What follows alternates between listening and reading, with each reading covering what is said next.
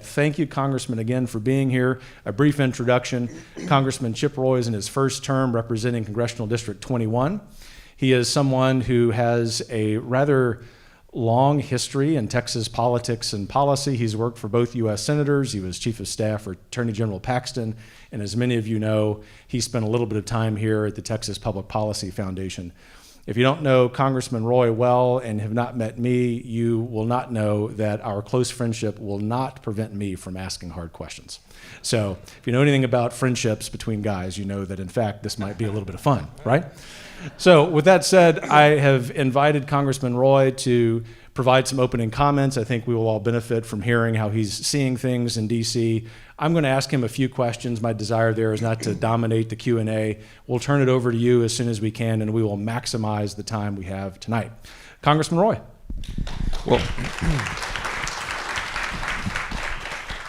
Well, thanks, Kevin, and thanks to all of you all for coming out here this evening. It's great to be back at TPPF, and I do take to heart. I know there's some here in the room who may not share my ideology or necessarily the ideology of TPPF, but spoke with Kevin about this is a great facility in the heart of Austin, Texas, and we like to have open, deliberative debate about the things that come up in public policy, and wanted to have an event here. And I want to have as many public forums and town halls as I can do, recognizing that I'm spending 3 weeks out of every month in DC, and when you're back in the work period, you're making a lot of trips around the district to make sure you're visiting with constituents and folks. And so we do the most we can. We've got another one tomorrow in San Antonio that will be veteran specific, and that'll be our fourth town hall in what is now my fourth month. So trying to do what we can to be out and active, engaged in the community. Appreciate your time being here. Appreciate Kevin's point about some friendly sparring. I hope I'll ask some tough questions. Last Monday, 2 weeks ago, I took my dad, who's 76, and is a graduate of Texas Tech, and took him to Minneapolis. It was a last-minute decision on Saturday night after Texas Tech made the championship game, and it was great. And it was great to take him there. And he has a polio survivor, and it took some finagling, figuring out how to get it all to work, and we managed to make it work. And that would seem like a really magnanimous thing for a son to do for his father until you know that the son went to the University of Virginia. So it was one of those kind of bittersweet things. I kind of thought it was going to be a win-win, and then the way the game turned out, with Virginia pulling it out at the very end, I was sitting with him, and I was around some other Texas Tech people, and I was kind of like crawling to the back of the hallway. But it was a great time, and it was a great run for Texas Tech basketball, and great for the state of Texas. I'm delighted to be here. This is the middle of, or sort of the beginning of the second week of a 2-week work period. Last week I spent time in San Antonio, spent time in San Marcos, New Braunfels, Fredericksburg.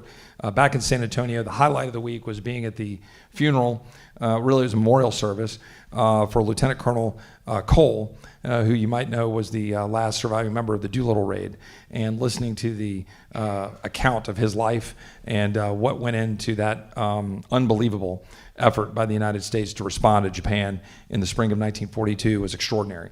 And it was a life well lived. He passed away at 103, and his family was magnificent.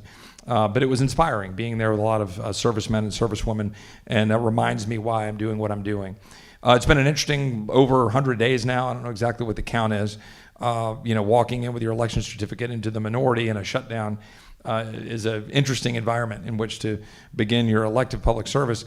But, I think that a lot of important issues are being brought to light and is a focus of important conversation. And I think we'll get into this more in a minute, issue by issue. But, when I ran for this seat, I did so believing that it was important to focus on balancing the budget and getting our fiscal house in order, restoring healthcare freedom so that we can get access to the doctors of our choosing at an affordable cost, making sure that we secure our border and restoring sovereignty, and making sure that we enforce the rule of law, make sure our men and women have a clear mission, the tools to conduct it, and the care when they get home, and then largely Washington getting out of the way of the state of Texas and the people who make this country great.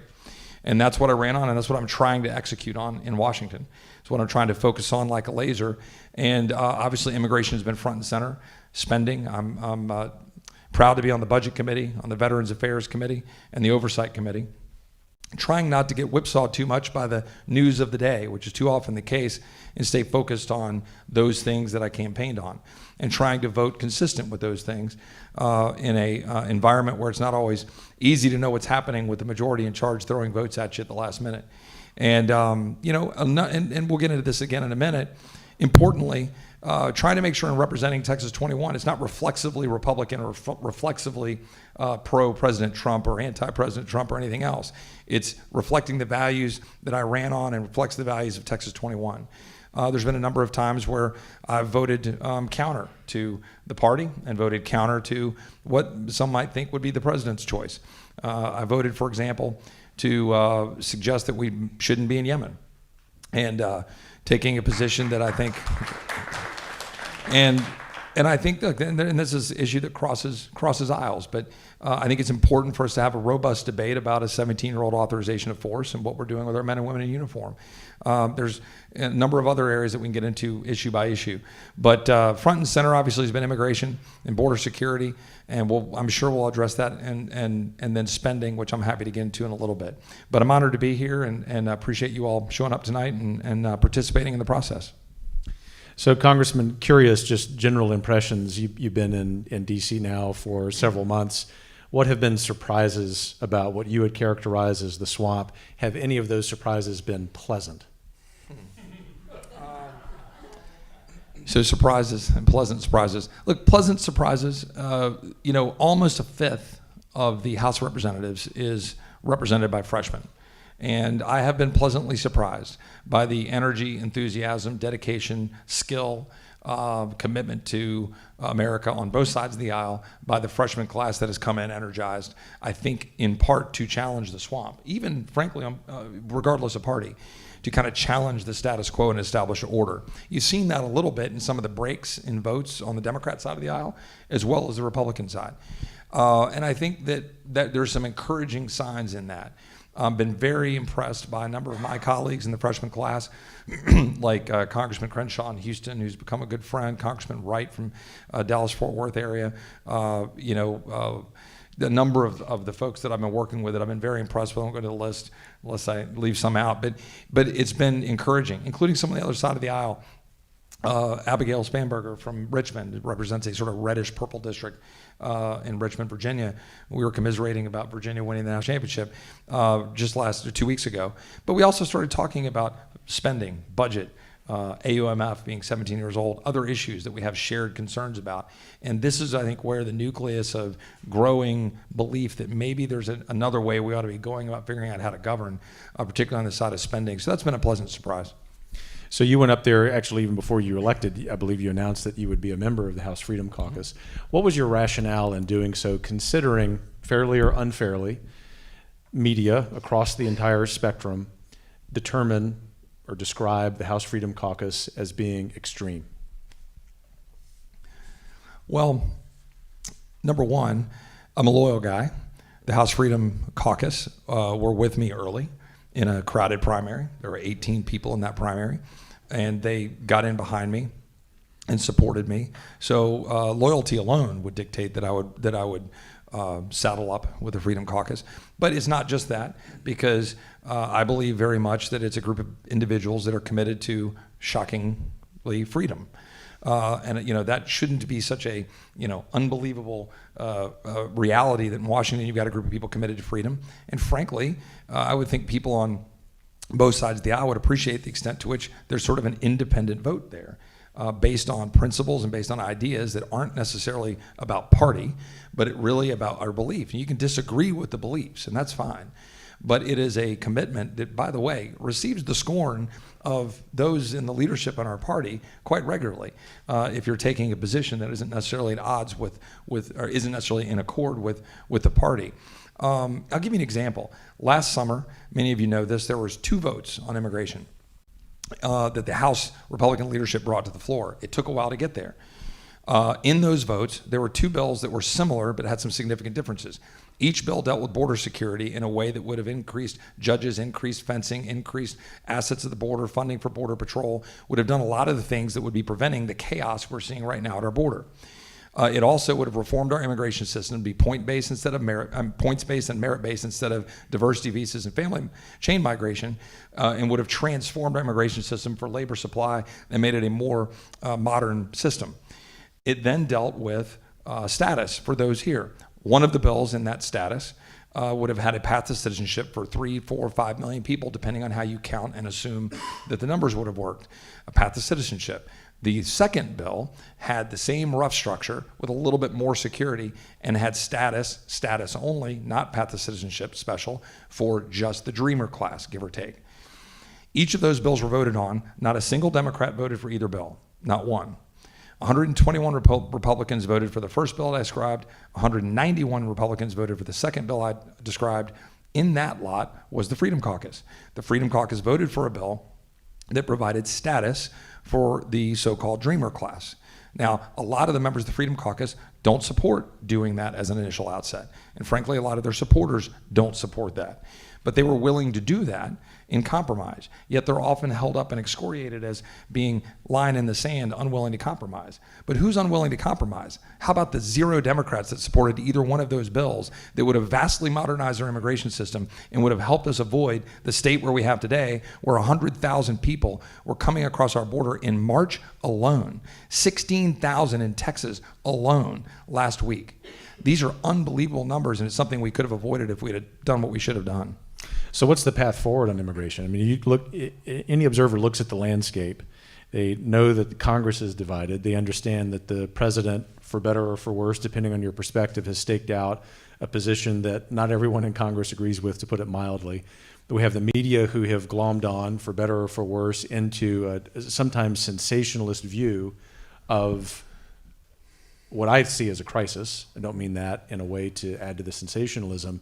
Those of us who spend our time in public policy trying to focus on solutions sometimes get frustrated by a seeming inability of our elected leaders to take action on one of the most pressing issues facing us.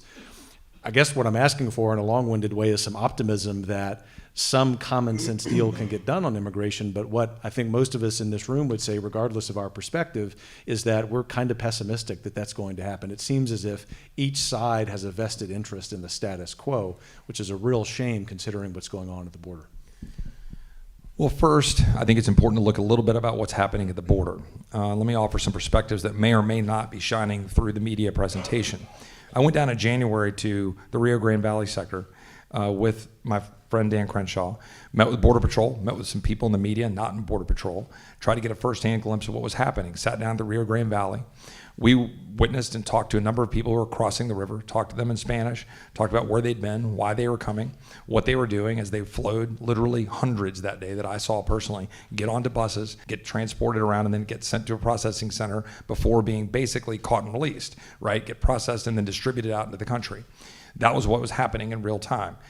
When we met with Border Patrol, the numbers we were told in January were upwards of about 400,000 people, 400,000 would flow through the Rio Grande Valley sector in the McAllen part of the Rio Grande Valley sector.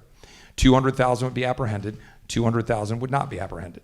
Of the 200,000 apprehended, 90% would be caught and released. That was the stats as we knew them in January. Just the other day, I saw the statistics that in the Rio Grande Valley sector, through 7 months, we're already up to 167,000 apprehended individuals through 7 months. We are now on track to 300,000 apprehended, and it's usually a one-for-one number that they see in terms of the numbers that they catch versus that they don't. Now you're looking at upwards of 600,000 coming through the Rio Grande Valley sector. Why is this happening? Because cartels have operational control of our border, period. That is not debatable. The cartels are profiting to the tune of hundreds of millions of dollars. A report came out just yesterday that cartels are likely made $2 billion moving people, not narcotics, people in 2017 alone.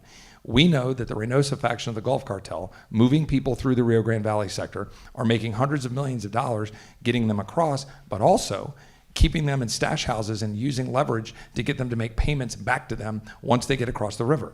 It's a business model. It's a profit-making machine in which they video people coming across the river, send those videos back to families in the home countries or to families that sponsored them in the United States. This is the status of our border.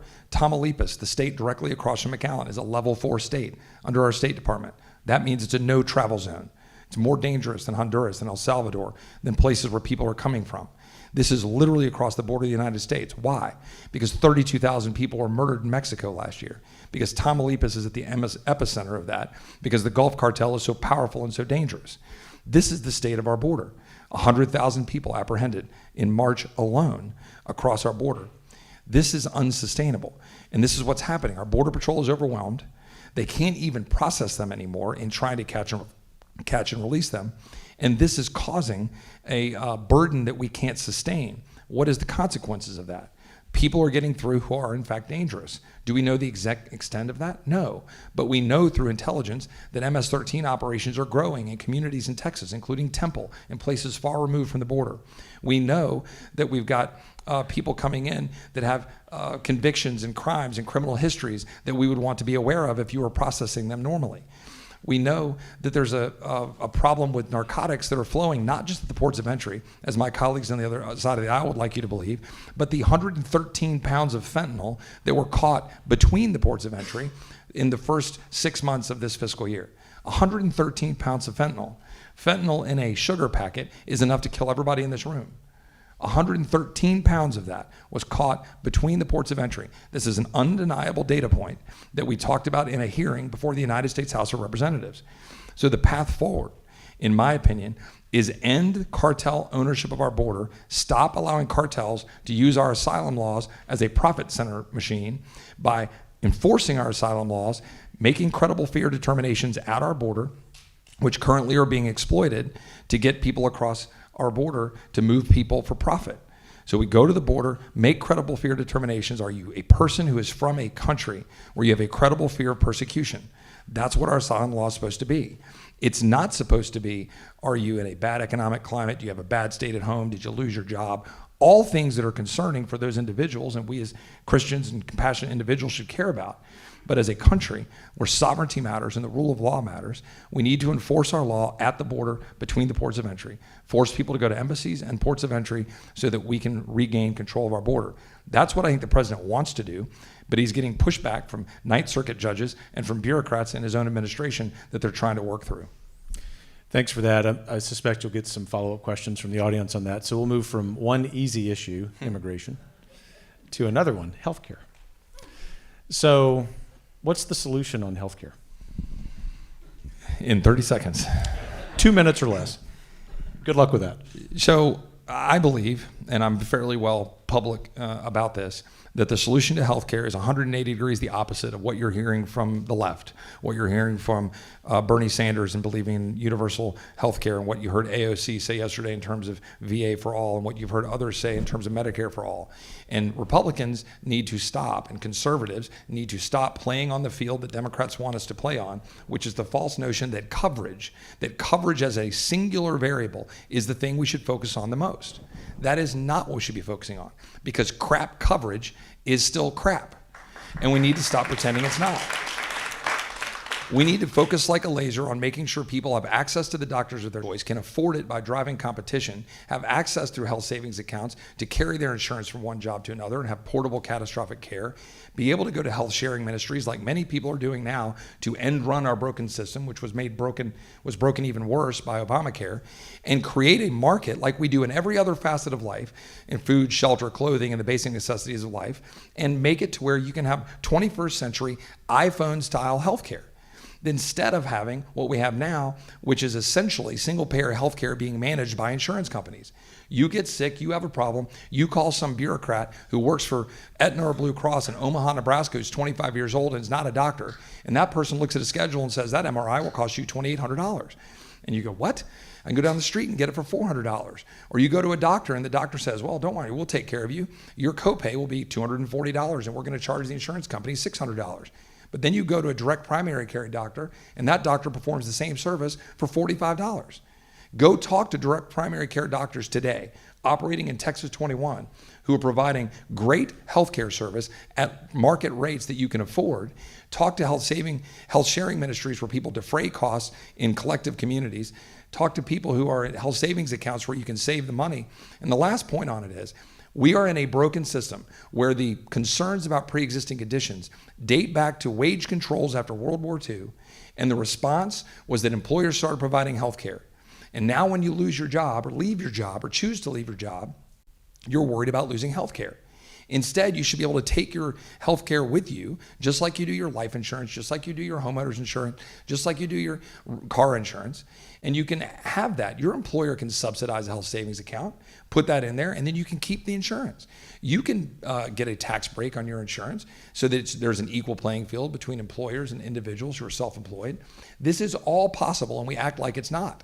And we do that all because Republicans kind of right behind the corner and say, ooh, pre-existing conditions. Pre-existing conditions is a concern, but it is a small percentage of the overall market that we are turning completely upside down on its head when 90+% of the market is covered by employer-provided care, Medicare, Medicaid, and the private market. If we'll explode the private market, we can have the options that you would have in every other aspect of our life, and that's the solution to healthcare. Couple more questions from me before we turn it over to the audience, and one of them is about another issue, and that's energy and environment policy. I think everyone in this room knows that one of the topics covered frequently in the media about DC right now is the Green New Deal. And as I was thinking about some questions to pose to you, I was reminded earlier today that on the day after your election, the Huffington Post called you a climate change denier, who's now in Congress. And so I'm wondering if you might want to respond to that, but also, perhaps even more importantly than addressing the label, talk to us about the substance of what a responsible energy policy would be. Sure, no, I mean, I appreciate that question. This label of a climate change denier, I'm not even 100% sure what that means. We live in a world of climate change. We do. And with the hostilities of the world that we get in terms of weather change, climate, temperature, and the forces that Mother Nature provides. It's a great blessing that we have the ability to do that. We had a hearing in the oversight hearing in the House of Representatives a couple of weeks ago, and John Kerry was there and Chuck Hagel, and they were there to testify at the invitation of my Democrat colleagues about climate change and the apocalypse that is likely upon us in 12 years. And so in questioning Senator Kerry, I asked, well, let me ask you this. You believe that we're going to have this sort of, apocalyptic kind of environment in 10 or 12 years? And he kind of went through and said, well, scientists will tell you that we're going to have some problems in 10 or 12 years that we should address. And he kind of danced around the apocalypse that my colleague from Brooklyn likes to talk about. And but he said, yeah, it's going to be a real problem we need to address. I said, great. So you'd be fine going to, 100% nuclear. Right? If CO2 is the cataclysmic event that you say it is, then let's just go to all nuclear. Because whatever perils you have from nuclear surely aren't as important as the catastrophe that will befall us in 12 years because CO2 is polluting the climate. And the secretary, to his credit, or the senator, said, look, I'm a proponent of nuclear power. And I believe we should do it. I said, great, okay, we're in agreement on there. Do you believe we should have clean, abundant energy to improve the lives around the world for all of mankind, humankind? Yeah, absolutely, I do. Yeah, for the 2 billion people who don't have access to the kind of power that we do, for the babies that are in incubators in Ethiopia that don't have full power like we do, that you've got doctors squeezing bags as opposed to us having a fully powered hospital. We should try to export our clean, abundant energy.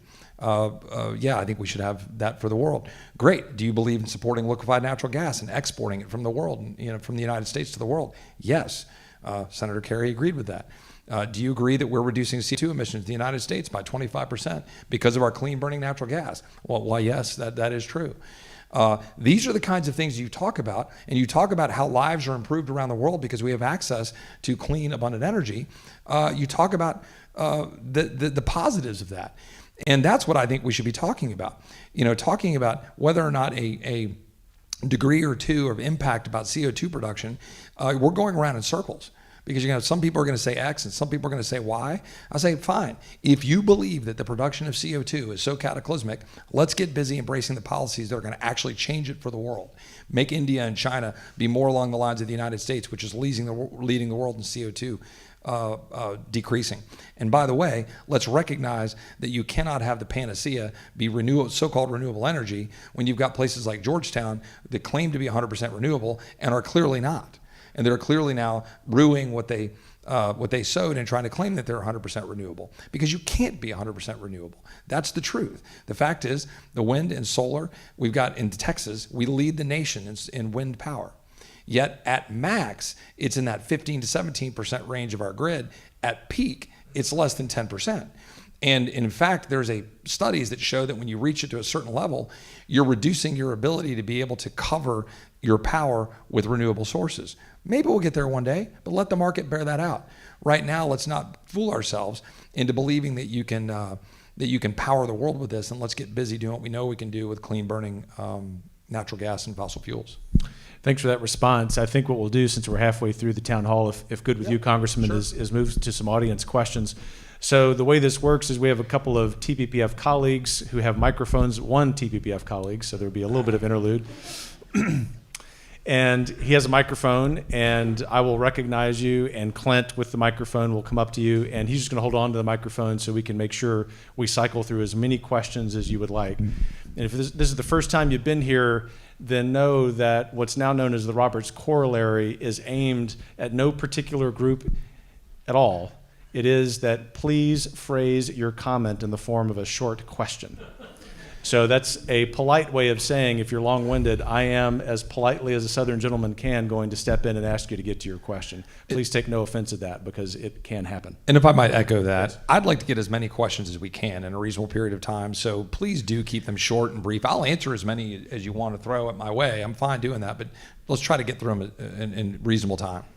Excellent. Thank you, Congressman. You ready to go? Okay. Yes, ma'am.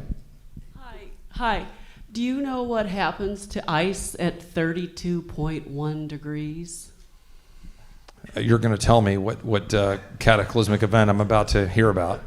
It melts, and that's 0.1 degrees. So when you just blow off 1 or 2 degrees and make fun of it being cataclysmic with a sneer, I offer to you 0.1 degrees can do a lot. So climate change is real. Thank you for attesting to that. But some of us are very, very concerned about what will happen, and we really hope that you'll advocate for us.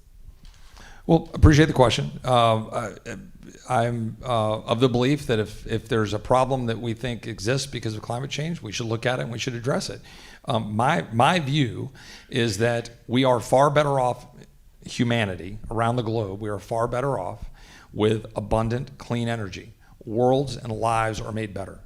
Human progress is exponentially higher. Life expectancy is longer. People live healthier and cleaner lives. If you overlay a map of free countries and free societies with a map of clean environments, there's a close to one-to-one correlation. I believe that if we promote clean burning energy and export it around the world, that we will far benefit as a society. I'm not going to get into the business of saying yes or no as to what impact may or may a certain amount of CO2 production may or may not have on the temperature of the earth. I'm not a scientist. I'm not going to expound on that. What I'm going to suggest is we are far better off as a world with clean, abundant, available energy for as many people in the world as we can get. Thank you, Congressman. Thank you, ma'am, for your question. Yes, sir. Microphone's coming down to you. You know, on the issue of asylum seekers, why can't asylum seekers just go to the U.S. embassies in Honduras, El Salvador, and Guatemala? Is there something I'm missing? Because wouldn't that solve a lot of the problems of human trafficking, sex trafficking, you know, the whole issue? Is there some reason we can't change the policy where they could just go to the U.S. embassy in those countries and eliminate a whole lot of the problems we're having down south? Well, it's a good question. Under our asylum laws, people are supposed to go to the ports of entry or to embassies. They are not supposed to be coming between the ports of entry. In fact, it is a reason for us to be able to do not deny entry if people are coming between the ports of entry.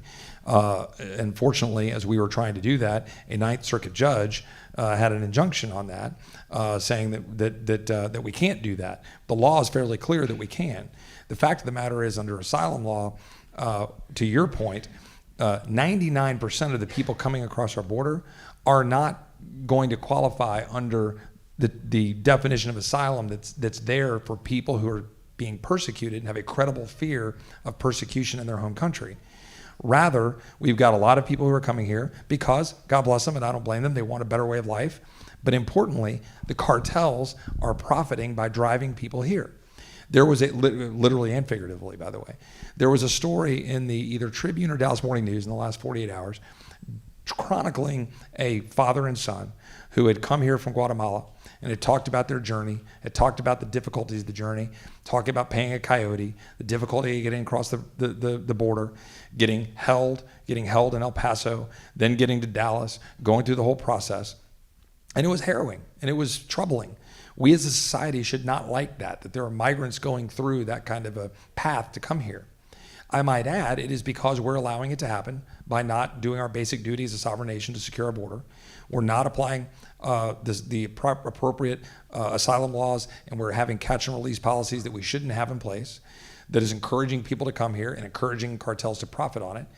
We are not doing what we should do to process people quickly when we get here because we don't have the resources that are there when they do have a credible asylum claim. We need more resources at the border, which have been blocked repeatedly when we tried to have more resources. And these are the things that we could fix if we just took the action and had the will to fix them, if we had the right policies in place. Thanks for that question. Yes, sir.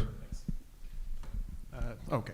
Appreciate you holding as many town halls as you're holding. I really genuinely do. It's a nice It's good to see you contrast. again, It's good San to see you Antonio. too, and I appreciate the civil level of engagement that you engage in and the opportunity to engage. I want to Likewise. clarify the point that the dialogue you had about climate, both at the end of the pre-question period and her point, because this seat was held, as you know, before by Lamar Smith, who I think fairly could be said spent the bulk of the last part of his tenure chipping away at the scientific, military, insurance, in fact, oil and gas leadership consensus that climate change is not only real, but it is caused by the release of carbon and the burning of carbon. Do you break with Congressman Smith? Is that what I'm hearing? That you acknowledge that there is a scientific, military, industrial, worldwide consensus that climate change is caused by carbon? I do not believe that there is a consensus worldwide on that topic. There is a great deal of disagreement by very studied scholars about the nature of human impact on climate change and temperature changes in the globe. What I'm not going to get into is a back and forth about what human impact is and whatever degrees of impact that might be, when in fact, the whole notion that carbon is bad for us, I take issue with. Carbon is a basic building block of our life. CO2 is good for our planet. CO2 is in fact good for our planet. What the particular levels are that are appropriate for the well-being of the planet, there are a lot of people smarter than I am on both sides of the debate on this. There are people in the industry on both sides of the debate. There are scientists on both sides of the debate. And from my standpoint, it is an academic exercise in which we go around in circles where, in my view, we are, I will reiterate, far better off as a people, far better off with having abundant power, and that we should use fossil fuels that the good Lord gave us the best way we know how, with clean burning natural gas in this state, which is driving down CO2 production, if that is your goal, and export liquefied natural gas around the world to continue to reduce CO2, if that is our goal. And that if we do that, you're going to get far better results than in hanging on and clinging to the notion that we're going to have renewable energy power the globe anytime in the next 12 years of the supposed apocalypse that my colleague discusses. So from my standpoint, that's the best solution. Thanks for your question, sir. Yes, ma'am. Right here, second row, Graham. Raise your hand again, ma'am. Yes. Thank you. So I understand you've made fiscal sanity a big part of your messaging during your campaign. The deficit is obviously something that's a really big deal for everyone in this room, I imagine. And I've read articles about Rand Paul's penny plan. And I think I've heard you say that you support it. Could you talk a little bit about why you support Paul's penny plan? So in broad terms, I support a approach that would actually focus on trying to balance the budget. Okay, I will support any number of different approaches. If anybody will just sit around a table and say, all right, there's a limit, we need to try to limit it, and we should operate under that limit. What happens today in Washington is that Republicans often, it's not always just Republicans and some Democrats, who very much want to support defense spending for often very good reason, because we're embroiled in conflict in the Middle East, because Russia and China are rattling with very serious potential consequences to us and the safety and security of the globe, that we believe we need to have stronger defense. Okay, that's a reasonable debate and discussion. Because of that, there's a quest to have more defense spending.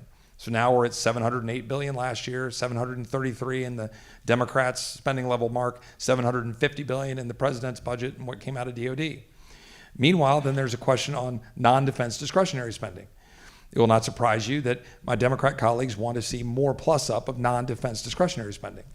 Meanwhile, both parties say, well, we've got to reform entitlements because mandatory spending is 70% of our spending problem. But when the director of the OMB was up in front of the budget committee and I was questioning him, I said, Mr. Vogt, you've heard people on both sides of the aisle here say that the real problem is mandatory spending, that's where we need to solve the problem. Meanwhile, don't worry about all this discretionary nonsense.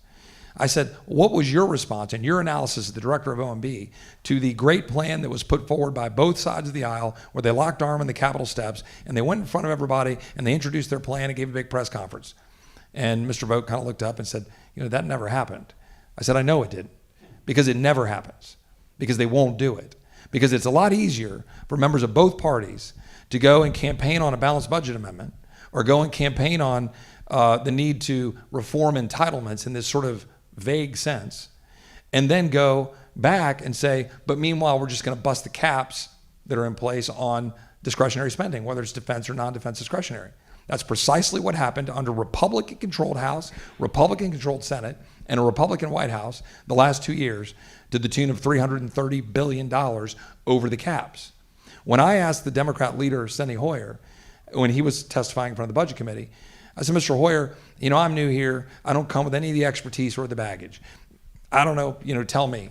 What I've heard here is that the problem is that you think it's bad if we don't increase the caps. We need to spend more. Okay, what happens if we just follow the caps? How much will our deficit spending be? And he turned around and looked at his staff, and his staffer said, $1 trillion. And Hoyer said, $1 trillion. That's what we're looking at. At a time when we're spending $100 million an hour racking up debt. Our debt is increasing $100 million per hour. And at the time we're sitting here in this discussion, another $100 million. By the way, for you who might be slightly hostile to my political view, I got PolitiFact checked on that one, and I got a mostly true. That's basically the Gospel of Luke when you get PolitiFact mostly true. So $100 million an hour. If you want to count to $22 trillion, and you set out and count one Mississippi, one per second, how long will it take you to get to 22 trillion? 700,000 years. If you count one per second. Have you been PolitiFact on that too? Not yet, but we've run the numbers a lot on that. So that's the deal. Now to the penny plan, to answer your question, I like the notion of the penny plan, but it is, I've not seen the updated version since the debt has gotten as high as it is. And it is something that I will consider and talk to my friends in Senator Paul's office about, and we're in the process of doing that to try to figure out what budget we would promote. By the way, my Democrat colleagues didn't even put forward a budget. I'm not sure what to do with that. Thank you, ma'am, for your question. Yes, sir. But just wait for the mic if you don't mind. Thank you.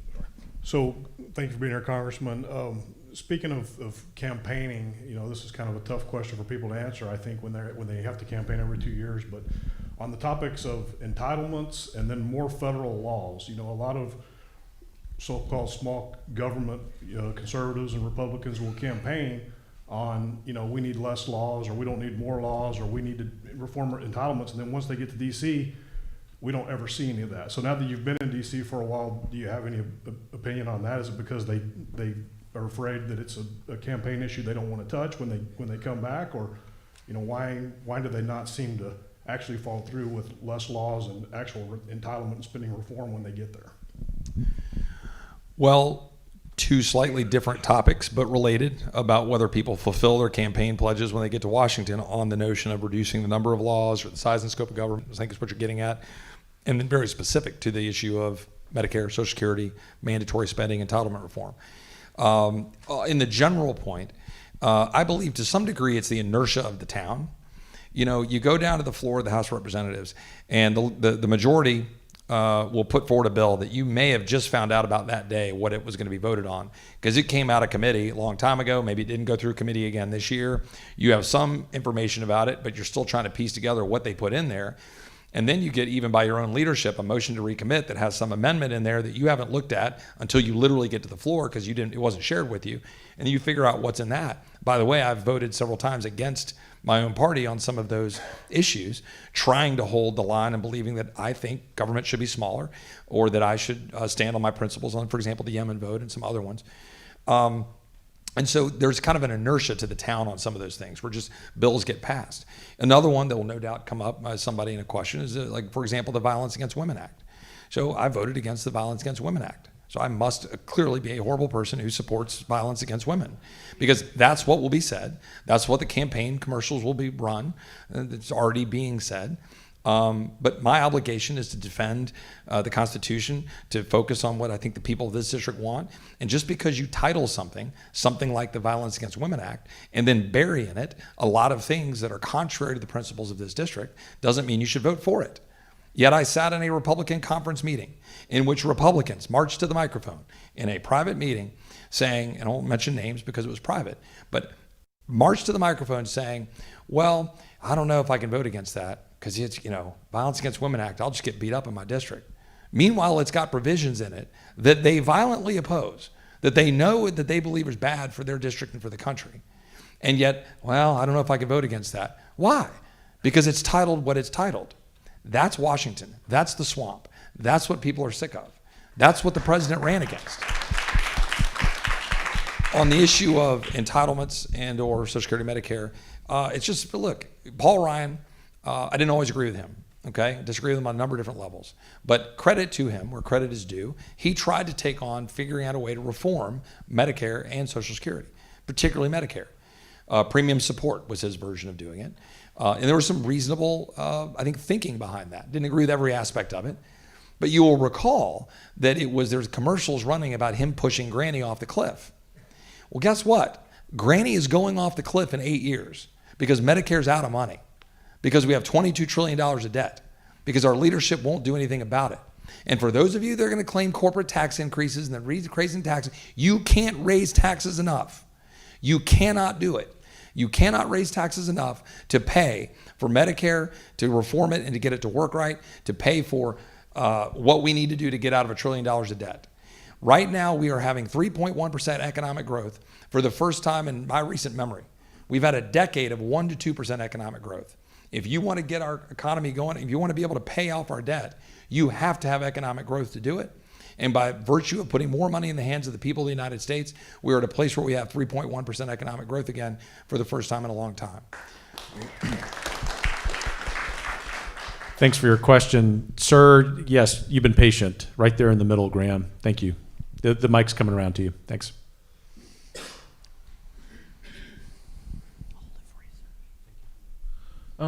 So you've been making various statements that are very specific about denying things like the use of wind energy, solar energy, things like that. Yet you claim not to be a scientist, and you're not able to make any claims on things like climate change and other things. How do you have this specific information, yet very, lack of information on other subjects that are very related? Is it that you're coached? Do you consult with different universities? If so, who are these universities? Where do you get this information?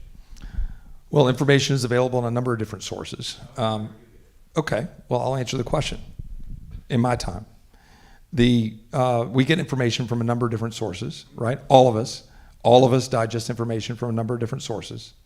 News, think tanks, universities, industry, government. I'm not going to sit there and go through every report I've ever read in the history of my life. What I'm looking at is information that is in front of me, okay? The information that is available to us is a matter of public record about how much wind power is produced in our grid. Go look at the government record. It's there. It is not an enormous portion of our grid, despite the fact that Texas is the #1 wind producing state in the United States of America. The facts bear that out. It's proved. If you go look at what's happening in terms of the amount of energy that's produced, in terms of natural gas and our ability to produce energy here in Texas to export to the world, and what that will mean for CO2 production decreasing, if that is your end, if that's your aim, go look at the facts and it bears it out.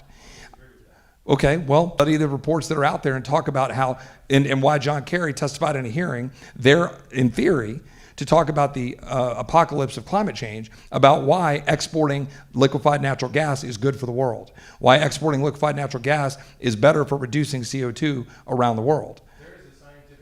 Sir, just stop there. I'm going to give you one more retort, and then we're going to wrap it up so we get to another question. So I'm going to give you the mic for 10 more seconds to ask a follow-up question. Thank you. Okay, so again, you're not telling me where you get this information, and the reason it's important is because I've gone and I asked you where you get your knowledge, because it's not the knowledge that I've gotten. It's different.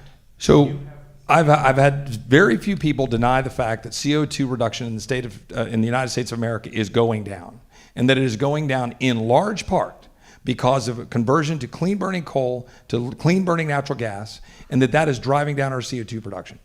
There are very few people that have debated that. The same thing with getting liquefied natural gas around the world and the benefits that will provide to driving down CO2 production. And if you want to look at the university, fine, look at the sources that are out there in the world. They exist. You want to look at the University of Texas, talk to Scott Tinker. Talk to Scott Tinker at the University of Texas about what you get in terms of life powered around the world by looking at sources and where we get our energy supply. It exists, but it's hard to refute a grid where you can look at the data.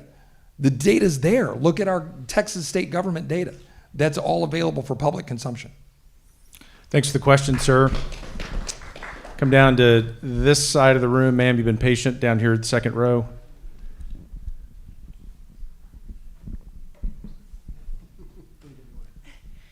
Hi, I wanted to ask for an update on your amendment to streamline the process for federal agencies to remove poor performers. I'm interested in that because my husband works for the Department of Veterans Affairs, and at the same time I work for private sector, we've had conversations for years about how ridiculous and onerous it is to hire and fire in the government, and it hampers effectiveness and efficiency in government departments.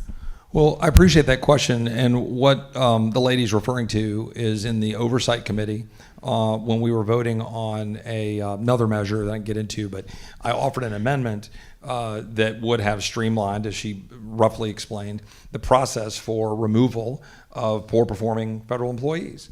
The data, wherever you read the data for these sorts of things, which I have enormous reports from Department of Labor and Bureau of Statistics and stuff for the United States government, that the number of people that are removed from their jobs in government far less than the number removed from the private sector. It's not even close. It's like 10 to 1 if you look at the comparison. So this is part of the problem where you can't get productivity, because if you try to remove somebody, you have to go through a 6-month and 1 year and 18-month process for somebody who's not performing. That's not what we should have. For everybody in here, regardless of ideology, if you're sick of government, for whatever reason you're sick of government, and what performance you're getting out of government, that's a big part of the problem. So I offered an amendment, and it was voted down on party lines, as you would expect, in the committee. But I did so knowing it would be voted down to try to get continued discussion about that topic. I think it's a fundamental reform that ought to take place. Hold on just a minute, ma'am. I'll give you a microphone for 10 seconds for a quick follow-up question. I don't understand why the other side would not agree with that. It is a employment protection response, and it is to say that you shouldn't be able to have anything close to at-will employment, and it's a protection of government employees. That's it. Okay, come down to this side here, gentleman there. Mike's coming your way. Kansas has what I would describe as healthcare co-ops, which in conjunction with large deductible insurance makes healthcare affordable, including the ability to dispense prescribed medications through these clinics. What can be done at the federal level to enable that sort of health care. So what I love about the environment that we're in today, where the healthcare system is so constrained by regulation that it's not able to truly perform like a market, is that even in that environment, we've got a number of avenues that are truly end running the bureaucracy and the stranglehold that has on the market. And so you've outlined one of those, direct primary care. Doctors that are basically saying, I'm out. I'm not doing insurance provided care. I'm just going to the market and you pay me cash. What you describe in terms of co-ops, or what we might describe in other situations as health sharing ministries and health sharing organizations. I had a colleague, one that was here, who's now moved on, whose father was diagnosed with I think prostate cancer and had lost his insurance because of Obamacare. He lost his insurance in the wake of Obamacare, and then was forced into an environment where they needed to get care and coverage, and they got coverage through a health sharing ministry. Then they had to work through getting to MD Anderson for treatment, and then had to get in and explain that this was effectively insurance. Would they take it? They won that argument. MD Anderson took it. His care was taken care of and covered, and now he's doing well and had the coverage and care that he needed by getting it at MD Anderson. And he did that through this health sharing ministry. These kinds of features are able to spread costs. All of us, you get that kind of like catastrophic $2,000 or $10,000 or whatever bill that's not in your budget. You got to figure out how to defray that and deal with it. And you do that either through savings and savings accounts, or you do that through some sort of, sharing organization like that. Co-ops are one way, these health sharing ministries. There are many ways to do that. There are great studies about, in terms of insurance, being able to have insurance against being uninsured. Right, it's kind of like uninsured motorist in a sense, right? Where you're carrying a very small, affordable policy along with your normal policy for catastrophic coverage that says no matter what, you'll be able to go out in the market and buy insurance at the market rate for a healthy individual, no matter what happens to you. There are lots of versions of the model that the market would produce if we would allow the market to produce it. I once was having a debate with one of my friends and another former TPPF guy, Hogsett Roy, and then another person who was kind of more on the left. Hogsett was sort of in the sort of center right middle, and I was kind of on the more right side, and then this woman was representing the very left-leaning view. We had a great discussion. She and I agreed that the Republican proposal in 2017 wasn't very good, and we didn't like it for very different reasons, I might add. But we had a great, robust discussion. But my favorite part was when she said, man, when you talk about the wild, wild west before Obamacare, and I kind of paused and said, wait a minute, the wild, wild west before Obamacare, the wild, wild west of healthcare that was under the Healthcare Management Act of 1973, UMRA, HIPAA, EMTALA. I mean, I go down a laundry list of alphabet soup of regulations that have constrained and micromanaged our health insurance system and our market-based healthcare, so much so that you can't recognize it as being actually market-based. And that, I think, is the problem that we need to address. Thanks for your question, sir. We'll take one more question. Yes, sir, in the back. President Trump, in addition to mocking the disabled and fleecing people in his business dealings, is a serial liar, adulterer, and bully, along with a long list of other unsavory character traits. Yep. As a Christian husband and father, how do you justify your support for such an unethical president, or does the end justify the means? Well, I appreciate the question, and I appreciate you being here. I have steadfastly tried to call out the president when I disagree with the president. When I campaigned, and since, I've talked repeatedly about my belief that you put your faith in principles, not in princes. That is not a slight against the president or any member of Congress or anybody else that I work with in the state legislature or any position of power. It's just the truth. We're all going to be dead and gone, okay? And it's not going to take too long, in a glimpse of the eye. As a cancer survivor, I kind of stared down that, and your life perspective, and many of you who have dealt with illnesses and health issues have that same view of the world. I view the world a little bit differently now, and I don't get too hung up in the day-to-day rumblings about what somebody is saying or not saying in the way they're saying it. At the end of the day, when I disagreed with the president about the way he characterized John McCain's service, I publicly said so. That wasn't met with cheers from some ardent Trump supporters. At the same time, I'm also a fan of the president taking some actions that I agree with that I think are fundamentally important for the future of the republic, and agreeing with some of the policies that he's staking a position on. I believe border security matters. I believe reducing regulation matters. I believe having an open conversation about why we're still embroiled in wars 17 years into the use of an authorization of the use of military force is an important question for us to have. And I would hope that people here across the ideological spectrum would agree with that it's high time that we have a conversation about blood and treasure and $7 trillion, 70,000 injuries, 7,000 dead Americans, number of people suffering from PTSD and other issues. We should have that debate and that discussion, very much so, and I think that the president's right to raise that issue. You can agree or disagree with the way the president says and does things. I think there have been many great men in the White House and others that are less so. The history judges that. We'll make that decision over time and in years. But at the end of the day, I care about making sure that we've got a country heading in the right direction for the future for our kids and our grandkids, and that's how I try to make decisions.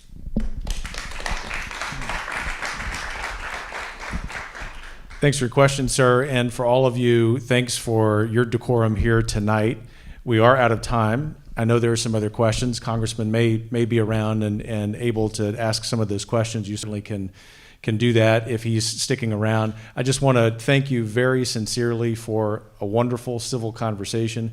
If you were here for the first time, regardless of what your worldview may be, and I would say particularly if you have a difference of opinion with the Texas Public Policy Foundation, we want you here. This is part of what we do. We believe that each of us can conduct ourselves in a way that's civil. And frankly, as a historian of this country, I think it's sorely needed. So thank you for being here. Congressman Chip Roy, thanks for being part of this. I'll give you one final word before we wrap. Yeah, I just want to say thank you, Kevin. Thanks to TPPF. I know a lot goes into hosting an event like this. Thank you all for coming.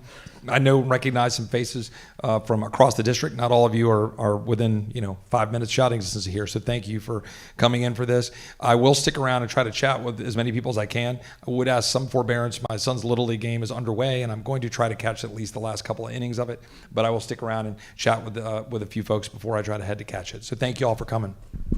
Congressman Chip Roy, God bless you. God bless Texas. Yep.